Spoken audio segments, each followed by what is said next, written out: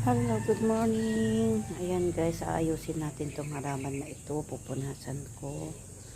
Hindi ko alam kung saan ko ilalagay lugar.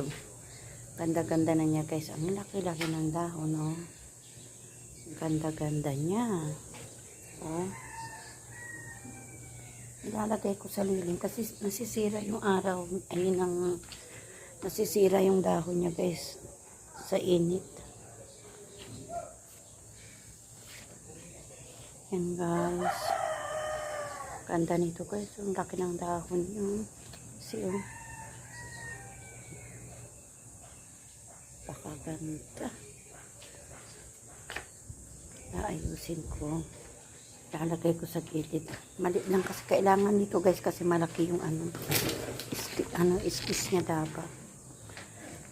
Ayan guys. Oh.